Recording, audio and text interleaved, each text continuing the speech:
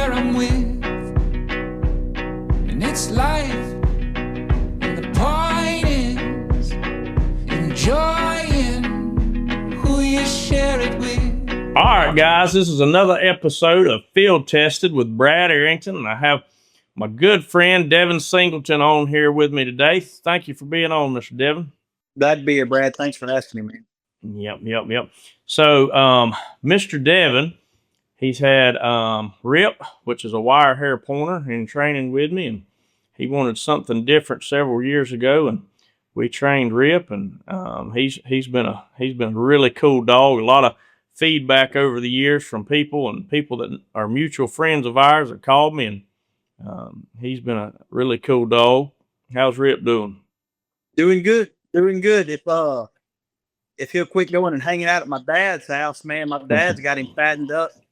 He eats more honey buns and oatmeal cream pies. My dad went bought a flat of Vienna sausage just so my dog. He likes my dog more than he likes my kids. I heard that. Well, that's cool. And now we got little man Stab down here, Black Lab.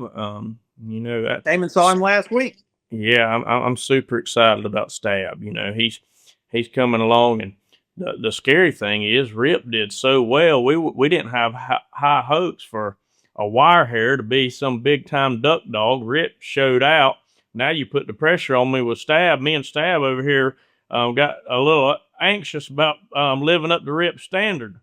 Hey, I'm gonna tell you, and it's a testament to y'all. When Rip left my house with 6 months old, he wouldn't fetch a tennis ball. And now he comes out of his kennel and he picks up the only thing he can think about is tree. That's and right. I'd hate to know how many thousand birds.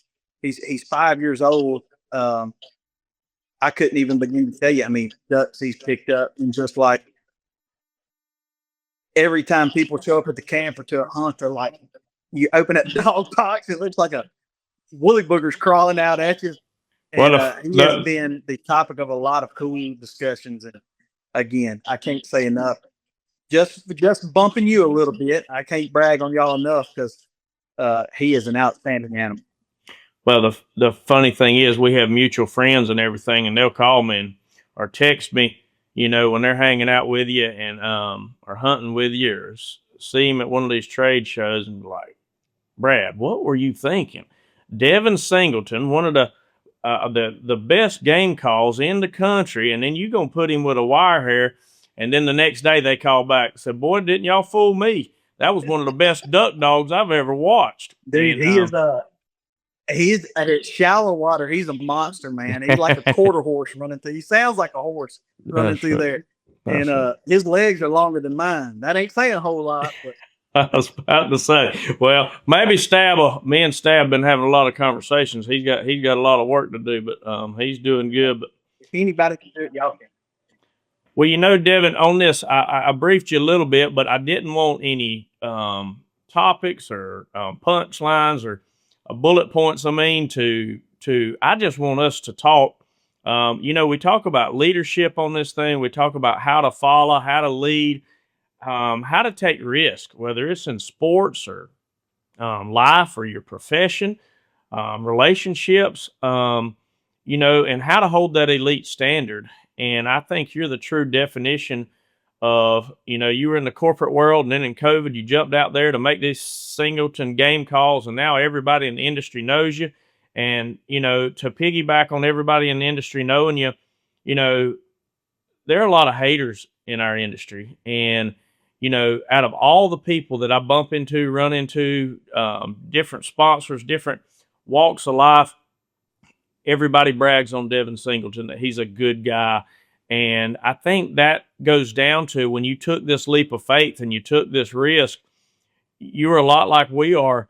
You can't fail. So relationships matter. You know, you have to build these relationships, and you can't lose. You have to be a winner. You have to do the right thing. Somebody gets a bad call, you replace it. You fix it. You fix the relationship. And, you know, you are so genuine in what you do. And then the next part of it is the work ethic. You know, it takes so much hard work. And, you know, me and our mutual buddies, we pick on you at how wound up you are and how geared up you are, but it takes that. You can't not work hard and give it 100% and make a dream like what you've done come true. It's no different than Mossy Pond with these dogs. There so many times I went home to Miss Ellen and said, I'm gonna have to go to landscaping or mowing grass or going back to the railroad, whatever, to make it work. But if you have that never stop, never quit mentality and the work ethic that you have and the loyalty to relationships and the being a genuine, what I love coaching, and we have a little 5-2 organization that's faith-based, and I try to witness to a lot of kids, and kids will actually listen to me, and not many adults will. Thanks. We're the same height as them, so they listen to it. That's right. But what I tell them is, man, be a good person. People can spot a fake, and when you're a good person, people believe in your words that come out of your mouth. Yeah, 100%, and it's free. Being a good person's free. And I want to back up and touch on something. She probably doesn't get nearly enough credit, and I know mine doesn't either. But you mentioned Miss Ellen. A good partner that believes in you and picks you up when you're down and you have a hard time believing in yourself is the most valuable research source the good Lord can give a man. That's it. So I mean, young people are watching this and they ain't married yet. Think about that when you pick and pick a woman that's going to be a champion for you and you be a champion for her. Like I've seen in your marriage, I see Miss Ellen's name on all kinds of emails. So I know you got her in there working, just like my wife works a full-time job and she comes in here and helps me. But just to give them the kudos they deserve. But and then you get to the haters. Tons of them in the industry. I never thought it would be like this when I was a kid. All I wanted to do is be in the outdoor industry. And you get here and you kind of see, which is everywhere. I mean, you go to high school, there's backbiting and bickering and everything else. But man, my only goal at these trade shows, where I go with my business, anything, just out in public, I just want to be a good person. And then I check out, and I'm not here anymore. All those people to say that I love people well, and I think that's why God put me there, just to love people and root for everybody. If you're brave enough to branch out on your own like we've done, I mean, just from my first trip to Mossy Pond to my trip there last week, what you've done is unreal, man. I love it. I'm proud of you. And from the first time I met you, I knew we were going to hit it off because I knew you love people and you want people to do well, and there ain't a malicious mole in your body, and I feel like it's same here. So that's why we kind of connected. If you take a chance, I want your kids to do well, your wife to do well. I want you to win. I want y'all to win. That's right. That's right. Well, it's just I'm repeating myself here, but people can spot a fake, and you can pick up real quick on somebody that's genuine and wants to do right by people, and it is, and it doesn't mean that it won't be tough that way.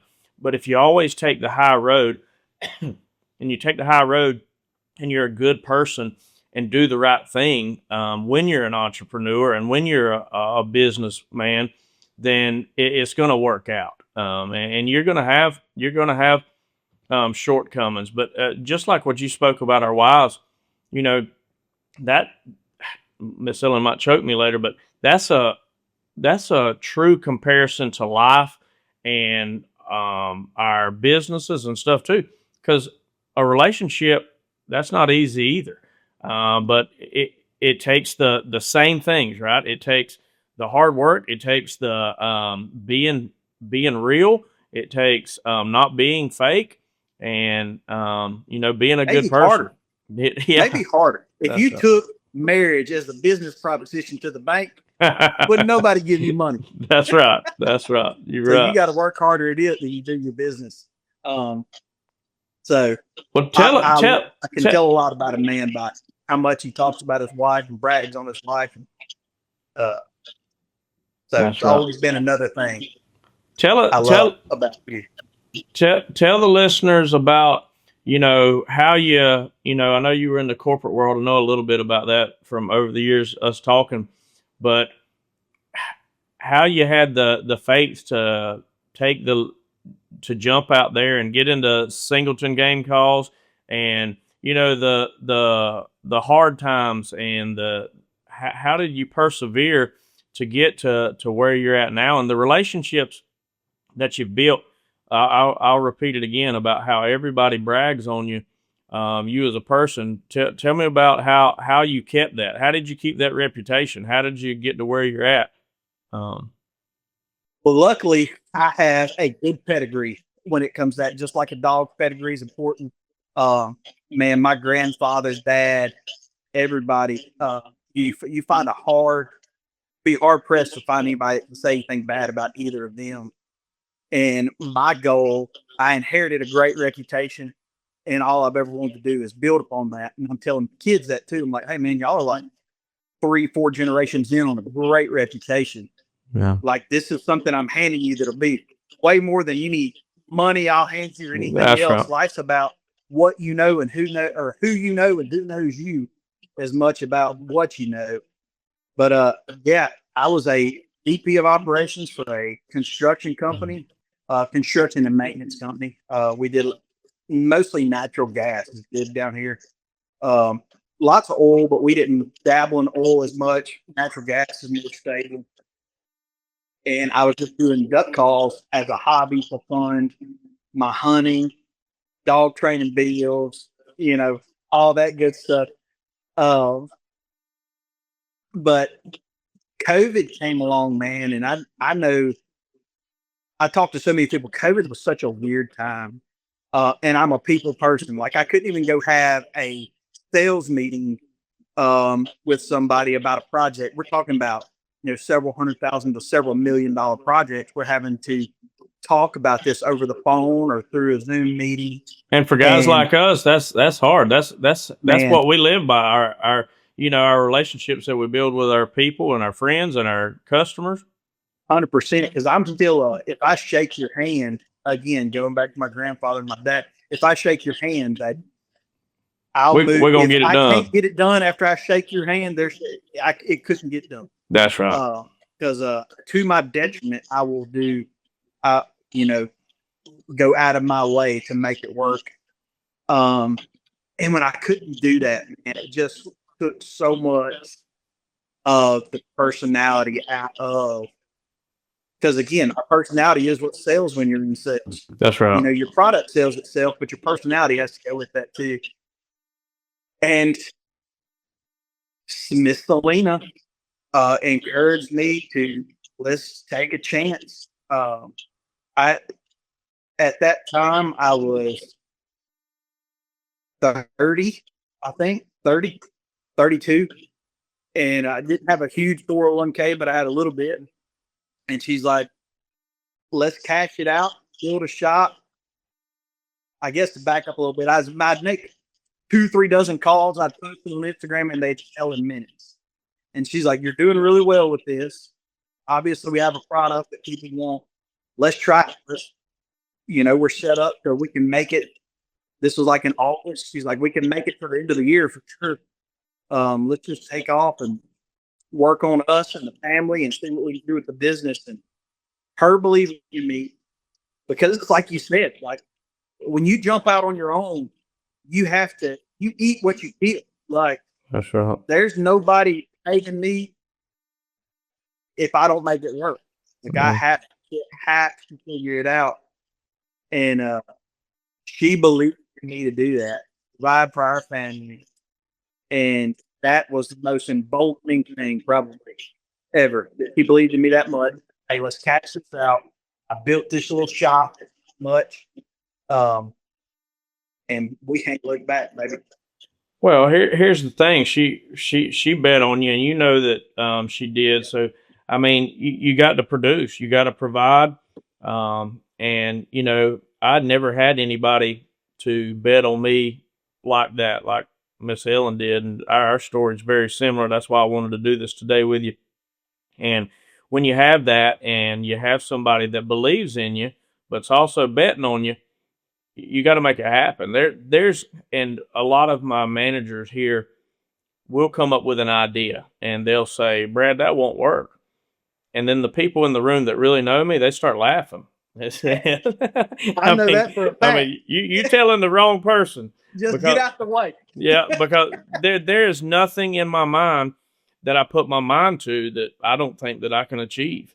And we've built a team here, and that's one thing that I preach a lot is having the right team behind you, having the right support when it does get hairy, and how to lead those folks, whether it's in a friendship or a relationship or a business relationship, or the team like here at Mossy Pond with the managers and the employees.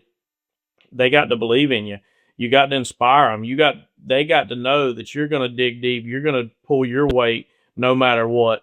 And, I see that with you, with your relationships and how hard you work relationships at these trade shows. And when you're talking and, no different than our relationship. And even, there's not much that I can provide for Devin Singleton, but you treat me, just like you would treat anybody else. I mean, I do a service for you is train your dogs. You do a service for me and build game calls. But outside of that, to just be bluntly honest, there's not much that I can do for Devin. But you pour into our relationship, and it's genuine, and you're a good person behind it. So, if I didn't even own the dog, I'd want to know you. That's right. That's right. And to applaud you and what you've done there, getting to know your people, and Hannah and Joel and Lee and Carter and all these guys, you have, I'm a big faith guy, and I'm a simple man, so I take the Bible for what it is. There's a lot of people have a lot of questions about it. When I read it, I'm just like, hey, it says it. It's way easier. That's the gospel. Read it and say, that's right. That's right. I'm cool with that. Mm-hmm. So you easily yoke yourself in your business with Hannah and Joel and Lee. Everybody's pulling wagon. And man, you built a big wagon. Mm-hmm. And you got good people to do it, and they believe in you and believe in your business. And again, man, the longer I know you, the more you inspire me. And I'm not trying to just fluff you up, because I like all of them more than I like you. But, yes, and I like your kids even more. That's but right. They're not here to talk to. That's right. Anyhow, you've done a cool thing, and it's good to have people in the similar industry to look up to. And I know you want to be somebody, this podcast about leadership. I know you want to be that person. You're doing great at it. And I want to be that person. You've always been an open hand. If somebody needed advice or help, you're there. Yeah. And there's not nearly enough of that in this world. Yeah. And I've been inspired to do that, be more helpful, just lift people up. Sometimes it's just a phone call and hearing them out and rocking on. So, man, I don't have an answer, but I'm gonna wish you the best of luck. I had some good advice about that, Devin, that a guy told me, and he said, every once in a while, stop by and see some of these people that you lean on a lot. You lean on somebody for advice or favors or wisdom, or even in business, if you need them for something, every once in a while, stop by and not need anything. Pay them a phone call. And even the ones even the strong people that mentor me, and, I like to go and see them, stop by and, take them a Singleton game call. Whatever, do nice gestures, and it's funny what I just read you sign when I was thinking and talking there. There's not many times that you don't call my kids by name or give them a game call. And that goes back to being a good person. And there is no benefit to you at all by doing that. I mean, it's not like I'm going to train Rip or train Stab any harder or any better. But, the same thing that I give advice to about, call somebody that and don't need them. Just call them and say, hey, how you doing? I'm checking on you. Everything good? Go see him. Be a good person. But, Yeah. I mean, you are the true definition of that. And it seems like that goes a long ways. Being a good person always pays dividends. Yeah. We get one shot at it. I just want to do as much for other people. I don't know how I'll ever do as much for other people as they've done for me. Yeah. But and me and you talked about, we both have a heart for kids, man. One shot. These kids coming up are in such a weird disadvantage the way we came up. I was talking to my wife about it the other day, about how these kids are more, they talk more on social media than they do in person. They're losing a lot of these people skills. That's right. And because since they've been alive, your kids, my kids, social media existed. You know, you and I are close to the same age. We came up for a while and didn't have cell phones, and dang sure didn't have social media. That's right. And it's a great tool, because how else can we reach people in large numbers, talk about the things you're talking about, and be positive and be loving, and just genuinely help people. But it's a weird world now. So I've been murdered for young people, just to treat them like people, not kids. Just treat them like people. That's what I want to get. And be kind to them, and maybe they'll pass that on. They'll remember how it felt. Somebody was nice to them and handed them a duck ball. Yeah. Handing a kid a duck ball is not going to change my life. Might change theirs. That's right. Yeah. That's right. Yeah. Well, tell me, what has been your biggest challenge if you were talking to a 22, 23, 25-year-old that loves the outdoor industry but is grinding away, has a secured job? You know, what would be the biggest advice that you would give to Devin Singleton, Brad Arington when they were in their 20s to help them along the way? What is some advice that you would look out for if you could go back, or Brad could go back, and you were mentoring me and I asked you, Mr. Devin, you know, help me out. What do I need to look for in any profession? But what are the risks and the rewards and stuff that you need to keep your eyes out for? Man, so much. My greatest piece of advice for young people, and it's my kids, anybody, and you know this, is protect your reputation. Yeah. Because there's going to be people that try to come at you for no reason, but have your reputation so protected that other people delight to fight for you. Like, hey, man, I don't know what you heard or what, but you got to have it mixed up somehow because this guy has been this.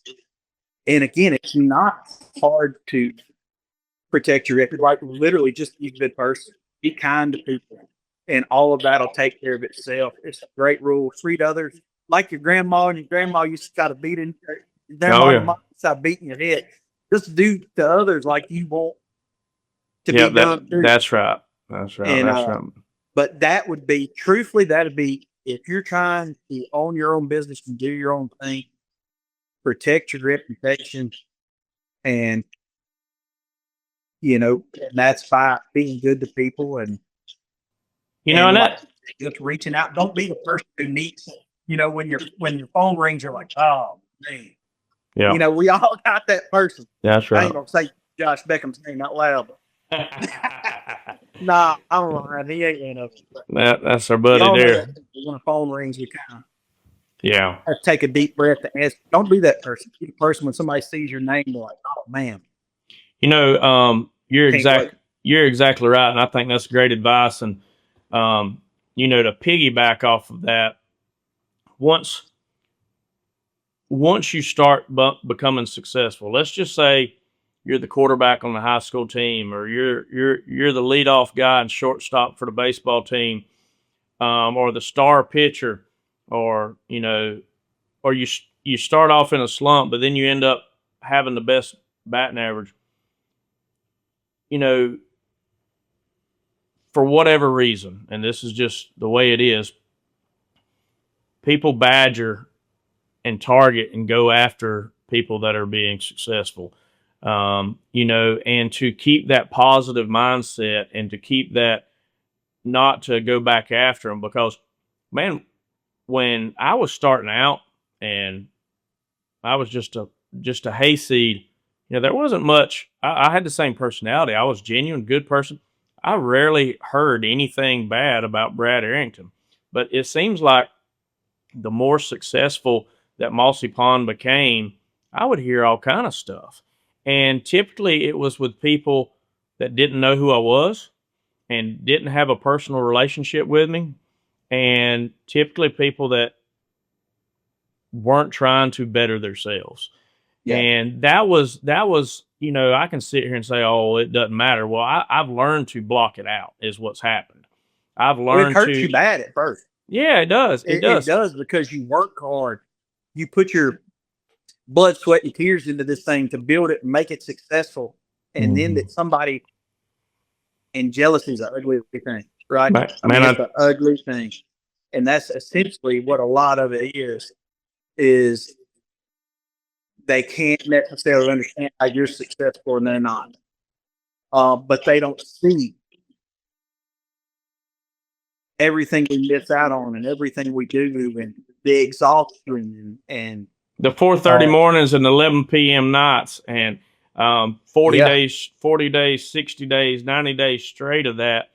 And, you know, but, you know, let's just say a kid that's playing sports or a kid that's moving up the corporate ladder or a kid that does take a risk and he's wanting to build duck calls for a living.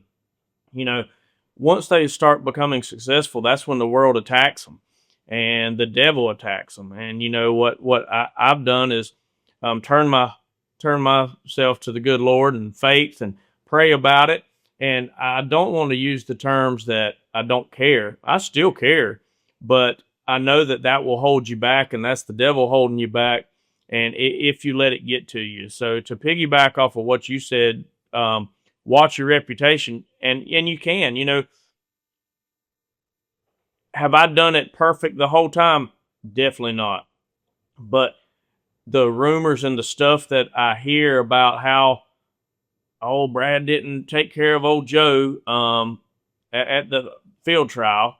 Well, Joe won about 7 field trials last year, so I was taking care of him pretty dang good. But you know, you have to keep your chin up, you have to keep your head up, and the world will drag you down. And you do have to watch out for your reputation. You have to do the right thing. But even though if you do it just right, you're still gonna have the haters badgering at you and the devil on your back. And you got to continue being a good person and sticking to it, because I've seen this world eat people up. You know, I repeat myself. I do a lot with athletics and kids, and man, it is terrible. I hear them in the dugout. The kid that's having a great tournament or a great game or a great game on the parents that are after it. Yeah, man, and they're badgering him, and the kids in the dugout are badgering him. The kid that's just middle of the road, that's, you know, just batting in the middle of the lineup, and you know, just he never catches it. But the kid that starts being successful and the adult that starts being successful, that's when the world jumps on your back and is after you. And to piggyback off what you said, my advice would be, protect your reputation, like Devin Singleton said, do the right thing. But at the same time, you're going to hear stuff that is badgering your reputation. You just got to persevere through it.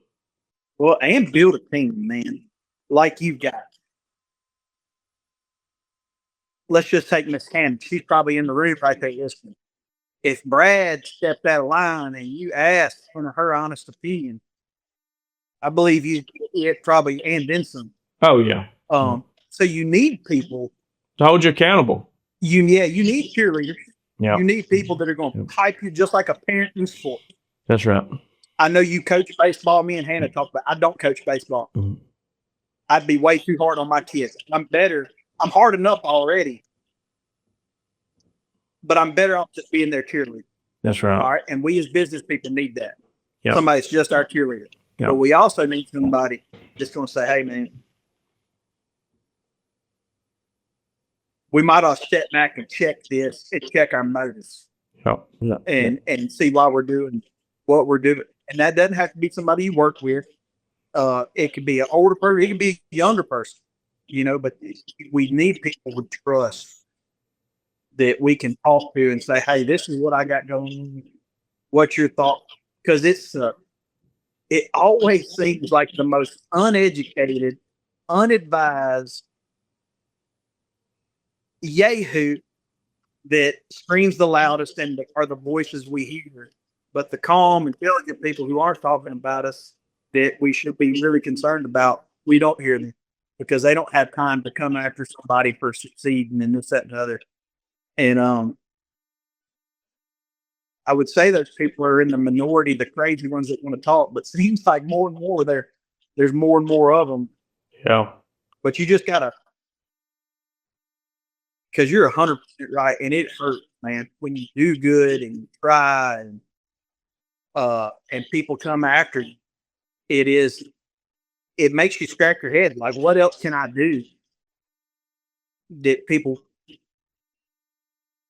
won't come after me like this? And there's nothing you can do. They just coming. No, they're coming, and I guess learn to put blinders on. Yeah.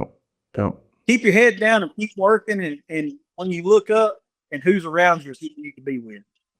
Well, I got a tough question for you then. So how do you block out the haters? How do you block out the negativity? Keep persevering, but then take advice at the same time. Because, we have to lean on and we have to get advice. Something I preach a lot is, no matter who's giving you advice, maybe it is the parent in the stand that has zero knowledge on the game, but they make a statement or want to have a parent meeting and say something. Brad, do you just totally ignore them? I definitely do not. I don't ignore anything. Yeah, I don't either. Bad advice is still advice, right? Yep. And just because people tell you that this is what they believe in doesn't have to be the same convictions you have. There may be a happy medium in there somewhere. Well, that's what you learn a little something from. Okay, I validate what you're saying. I'm not going to listen to it. That's right. Well, that's what I struggle with. I want advice. I want wisdom. But is this person being vindictive? Are they trying to, persuade me to do things that I shouldn't do for where I can't succeed? Or are they being genuine? And that's something that I challenge myself to try to figure out daily. How do I get wisdom? How do I get knowledge? And you say, and the easy answer is, okay, keep your circle small, just talk to them. But there's a lot of knowledge out there outside of my circle. How do I know who to lean on and advice to take when, going through life? And because there are the haters out there, there are people that are very intelligent that don't want me to succeed. But there's also some intelligent people that would love to see me be prosperous and the business keep growing.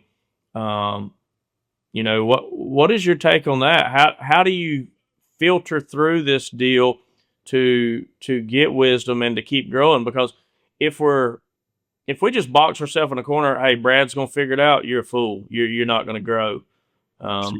What do you think? How do you filter through this? How would you tell a 22-year-old who to take advice from and who not to take advice from? I would say this: not all advice is sage wisdom, and not all great advice is that. There's a lot of really good advice out there, and a lot of wisdom that aren't applicable to maybe right now. Man, again, I lean so much on faith. I don't know how people make it through life without that, because I've always got a true north, I guess, and I can always back up and look and say, okay, for the most part, this aligns like this. I'm gonna keep pulling the wagon until I know I'm off the trail. For sure. Because people like me, sitting still and wondering is the worst thing we can do. Yeah. And truthfully, as a business owner, a lot of times the worst thing you can do is sit still and try to figure it out. That's right. I think action is the best course of action, but you got to be willing to back up and be true and say, "Hey, I was wrong, and I apologize." If it ever gets to be that point, you keep rolling, and you're wrong. I tell my kids that, and I apologize to them a bunch and often, so they know how to do it when they get older. Apologizing, admitting you're wrong is a lost art anymore. Sure. And we're all going to be wrong at some point in time. You got that right. Being big enough to say, "Hey, I was wrong. We're going to read a thing." I think that goes further to the general populace than anything. Say, "Hey, man, we messed up. You ain't perfect. Apologize. We're about to turn this thing in the direction it needs to go and go."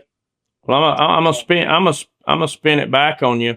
You know, you my buddy, so I wish you just could dream all this up, and I'd say, well, he's just a brilliant man. But tell us how through Singleton Game Calls. I mean, one of the biggest brands out there in the game call industry now, and just not too long ago, I mean, it was just a few calls, and a buddy of mine that I saw from time to time, who gave you that wisdom.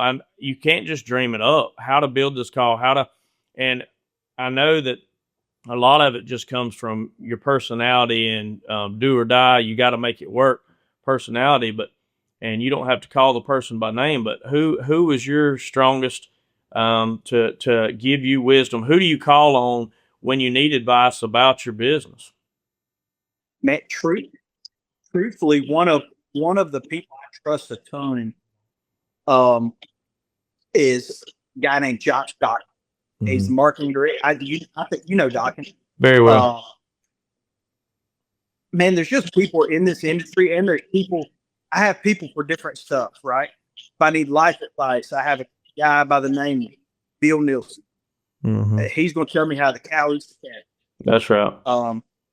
He's like another father to me, but a good friend. We're no relation. You need that guy. You need an older guy that's going to give you life advice. Like, hey, I like that. I like what you just said. Have an older guy. I got that guy too.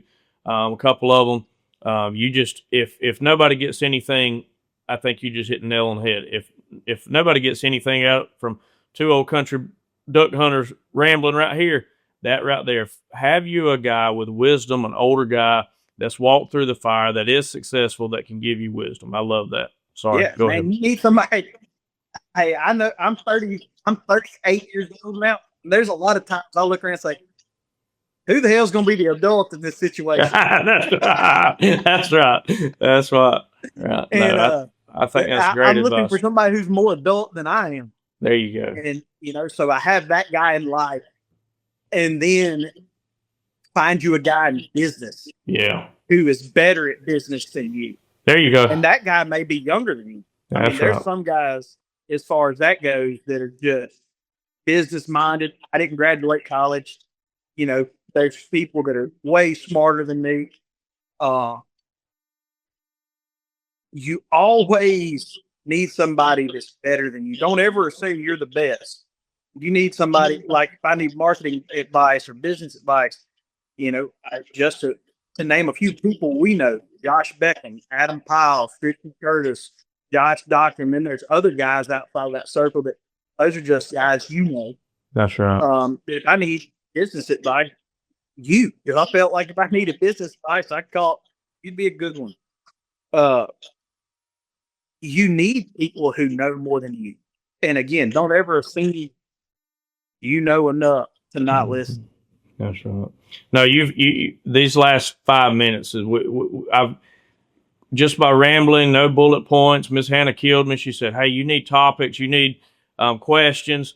I said, "No, we'll hit it. I'll keep talking with Devin." But you just said it in the last 5 minutes. Have somebody smarter than you, more wisdom than you in life and in business, and that would be the biggest thing that I would take from this podcast.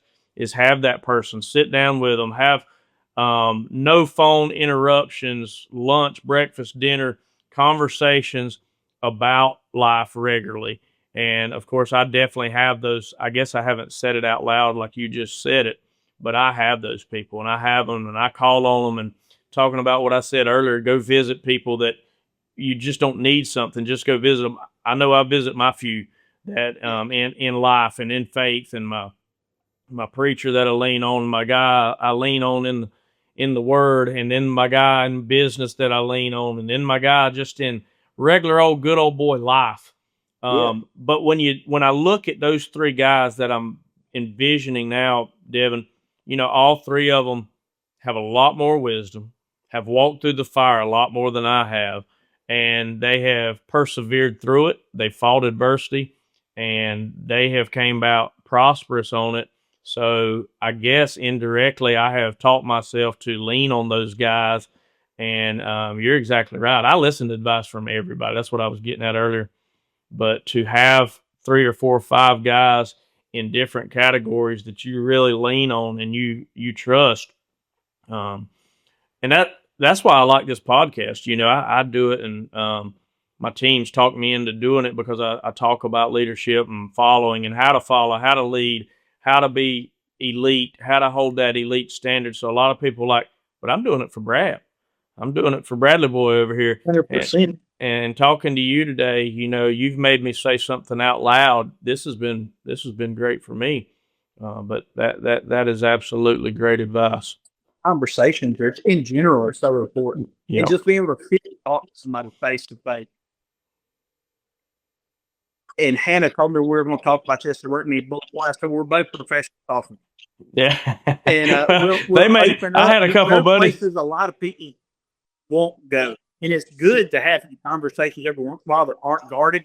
Yeah. Where you can just be open and honest and learn stuff about you and other people.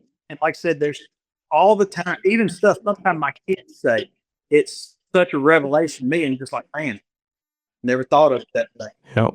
And it might not be some just out of this world thing, but just like, hey, I've never heard something said quite that way. That's a great way of looking at things.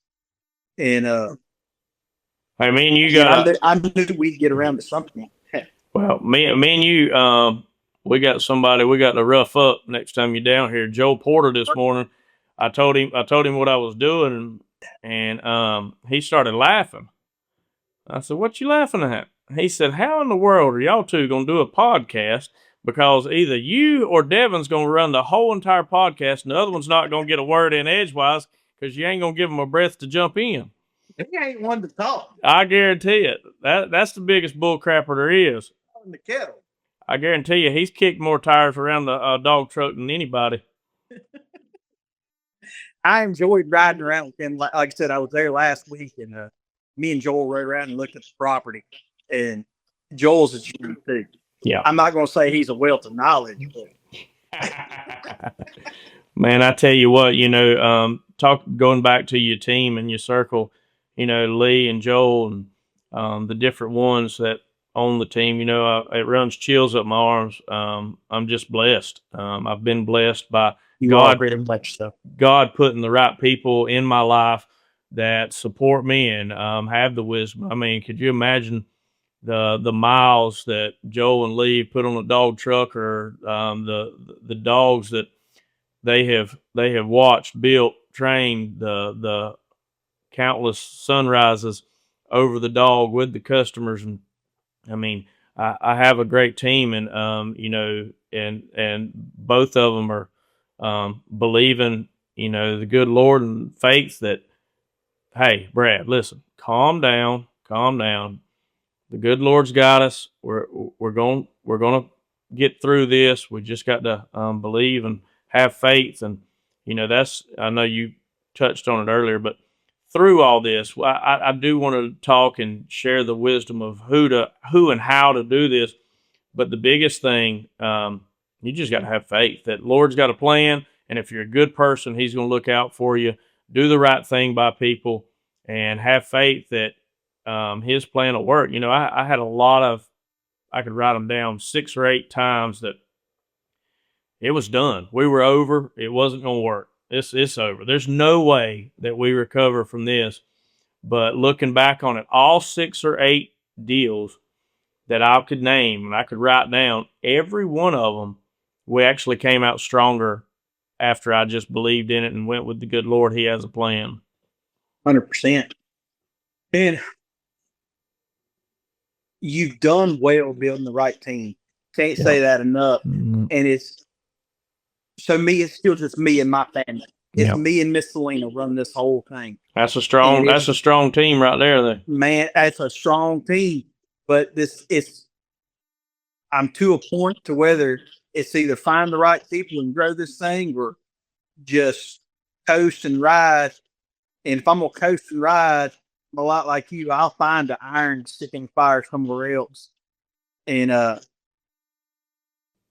that's another great. It's a testament to what you've done. That there's no back down in anybody you got right there. Oh no! And we have to have people like that because me and you. I mean, I just got no quit, and I'm not going to back down from a challenge. No. And I don't know if I'm trying to raise my health. I'm hoping. There's a spark of interest in it a little bit, or if I'm going to find it. But, the most important thing is if you ain't got the right people, if they're not the right people you put around you, don't put them around you. That's right. And and I think you've done exceptional in that. That's another topic totally off of what we've been talking about is, my grandmother, and I wouldn't say all these people have fleas, but my grandmother always told me, you run with dogs, you're going to get fleas. And I fought her on that in life more than anything. I was a very social butterfly, just like you are. I had a million friends when I was in high school. I mean, I ran with every different crowd there was, and they were fine with it, and I was too, every walk of life. I worked at the railroad as a diesel mechanic. There's 300, 400, 500 men out there. I loved them. They loved me. It was just a big party. We were all hanging out. But, after I've matured and grown and in life, there's a lot of people that, you have to remove from your life. And that was really hard for me. A lot of good friends that I like going to the river and fishing with, pitching a bug, pitching a cricket. But, as far as what I wanted and what I dreamed of for my family and setting goals, that's another topic. I had goals of what I wanted. The guy that I love pitching crickets with, man, I hate to say it, and it breaks my heart, but he wasn't my guy. He wasn't my guy to let me grow. Hard one to realize, too. It very hard for me because I loved him, but the words that came out of his mouth weren't the words to make me grow. And, and some of the guys that made me grow, man, I didn't care about pitching crickets with them. And, that was really difficult for me to know how to weed out and to let some of those guys go. Not that I had a hardcore breakup with them, but to let them go and to not remove them from my life, but just ease away from them. And it broke my heart over the years, but my grandmother, looking back on it, she was right. She was right since I was 12 years old, and she caught me behind the bleachers at the high school football game with the wrong crowd. And I was like, I can't believe in this. I mean, those are good boys. These are good people. But you got to figure out how you let people go and keep your circle pretty small. Because if you don't, it'll bite you in the butt and it'll tear you down. There can be exceptional people that don't want you to succeed in the way that you need to succeed. They want to. I know some fantastic people that are completely content being right where they are, and they think you should be too. And that goes back to that goals. What are your goals in life? And, we shouldn't look down on those people because that's their goals. I got some great buddies that, as far as being elite and as far as being, persevering in business and growing a business and being the best in their occupation, they do not care about it at all. Now, they're great people. They want to do good in life and be a good person. So I don't look down at those people, but, if your goals are to be elite in that 1% and to grow a business or be the 1% on the baseball field or be 1% on the football field, be 1% at golf or 1% at gym or cheer, like my daughter, if you want to be that, you can't let those mediocre people hold you back. And it sounds rough, but that's the truth. Yeah. Somewhat. And you know where you find racehorses at? At the racetrack. That's right. At the racetrack. And you can't take your paint pony to the racetrack. That's right. And compete. So if you're wanting to be the 1%, the elite, and this, that, and other, like it goes, we've touched on it. We've touched all around it. But you have to hitch your wagon to another big horse. You can't have a Shetland pony hooked up by a draft horse. You got that right. And, you know, over the years, it was so tough for me. I still struggle with it, you know, because I want to love everybody. And sometimes you just got to. And your hunting buddy ain't got to be your business buddy. Nope. And here's the thing. Learn how to filter that stuff, too. Yeah. Learn how to filter it. But yeah, because like I said, you're going to meet good people you're going to love to hang out with. I have a bunch of them that I would never call for business advice, spiritual advice. That's right. Family advice or anything. But it doesn't mean I don't love them and don't like to be around them. You just got to know what that person is, what you're filtering in and out from what they say. And we called to love everybody. We ain't called to listen to everybody. You got that right. All right. Well, I'm gonna put you on the spot here. We're gonna give you. I know you can do it. I want to make it fun at the end for everybody. Give me your number one. I know you're crazy about duck hunting.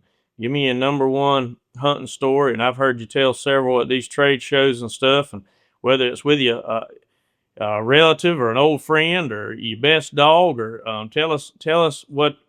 When you think about duck hunting, what's the one story that just pops up in your head that you always remember and is in your heart? Man, if I'm going to tell my funniest stories are outside of duck hunting. Duck hunting's business, right? That's right. I'm squared away to the max when I go duck hunting. That's right. Turkey hunting is my favorite thing. My funniest story is I went on a mule deer hunt the first time ever. On a Tuesday, I decided I wanted to go mule deer hunting. And on Thursday, I had figured out how to go mule deer hunting and where someplace I could buy a pin a tag. Oh, boy. I go to Nebraska. Yep. This story can be lengthy. Now I'll tell the abbreviated version because it was deep dangerous. We could have made a Thieves for TV out of it. Oh, boy. So I had a Walmart tent. I strike out to Nebraska. I bought my tag online. I'm headed out, baby. I'm going to kill me a mule deer. I found a spot on the map that supposedly had them. There was public land. I went out. And you were rough. I pulled up middle of the night, set the tent up. And when I left here, it was in the 50s. That night, it was -3 in that Walmart tent. And the wind was blowing like crazy. My tent blew in on me in the middle of the night. I got up and I pulled the tent back and I tied it to the rim of my truck. Didn't sleep much. So I got up to go to where I wanted to go hunt the next morning. Forgot I tied the tent off to the rim of my truck. So I go back and I'm dragging my tent through the parking lot. Oh, God. So I get out there. I walk 4 miles into where I'm going. I've never hunted with a backpack on in my life. No shot. And as soon as I get out the truck, I do what every good redneck does, right? You load your gun up and you tear out. Well, I get to where I'm going. It's beautiful. Get over there. I think I got it figured out. The sun starts coming up. Looks like pumpkins out there, Brad. I'd walked 4 miles to get to this place and didn't realize there was a road a mile on the other side of it and everybody came into it. Oh, my gosh. So I start leaving. I said, well, this is a bus. And the temperature was dropping like crazy. Like it was getting cold. I didn't have enough clothes on. I'd already pulled up to a windmill and got some water. Like I knew I had an amoeba that I was going to die. Like my man was in a mess. This thing's unraveling. So I top a hill and I see a deer over there and I reach to grab my gun to get it off my shoulder. somehow my backpack had knocked the trigger off or knocked the safety off. I hit the trigger, gun goes off by my ear. Oh my God. I'm sitting there, my head's going like this. So that's valuable lesson number one. Deer runs off. I'm like, man, I'm going to my truck and I'm going to Louisiana. I said, I'm done. Because I've destroyed my tent, right? That's right. Yeah, camping is no longer an option.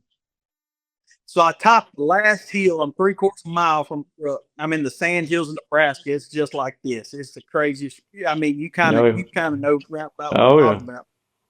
And I topped the last hill. And I jump up a doe and a mule deer buck. It's about like this right here. You had to get him. Hey, I'd been practicing shooting out the 500-yard Brad. I feel like Chris Kyle, baby. I was a sniper. I could have killed this deer with buckshot out of a 20 gauge. And I saw him and I picked my gun up. I looked at him. I said, I ain't gonna shoot that deer. And I pulled my gun down. I looked back at the truck. And I pulled up and shot him. In him out and took him to the truck. And I never stopped. I drove straight to Louisiana. Hey, you couldn't have went home to mama without anything. Oh no! I'm telling you, I didn't put him in the ice chest or nothing. When I got to the truck, we're going home. We're going back to home. And that was another thing. I packed the whole thing out, or I quartered him up, put it on the backpack. The first time I tried to stand up, I fell over with it on top. If somebody could have been watching it, Brad, we'd be millionaires. TK and Mike going bad. Oh, It was terrible. It was terrible. Hey, just like this story, we're supposed to be professional outdoorsmen, and we are, and we love it, and we grind every day and try to be the best we can to inspire the youth and inspire people in the industry. But that's true proof right there. I mean, every day out is not roses and rainbows. I mean, they're and just like our life and just like our walk through these two businesses, you're going to have ups and downs, but the guy that continues to grind, he perseveres. And I can tell you, I don't know if I could have stayed with it after I drug my tent across the road. And I would have said, I should have left. But I'm telling you, I didn't know mule deer hunting from speaking Mandarin. I mean, that's right. I didn't know anything about it. And it just goes back to the sheer will and determination. Tell me to stick or put me in a round room and tell me to stick something in a corner. I'll figure out a way to make that happen. Amen. That's right. That's right. Well, man, Mr. Devin, thank you so much. Thank you for being a great friend of mine. Thank you for doing the right. There's some bad people in our industry, but you do it right. If anybody can spot a fake, they can't find a fake on Devin Singleton. And you do it right. You work hard.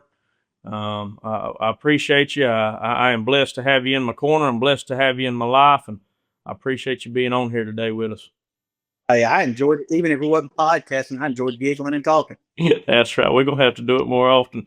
Thank you so much, and thank you to the listeners for listening out for us today. And this is another episode of Field Tested with Brad Arington.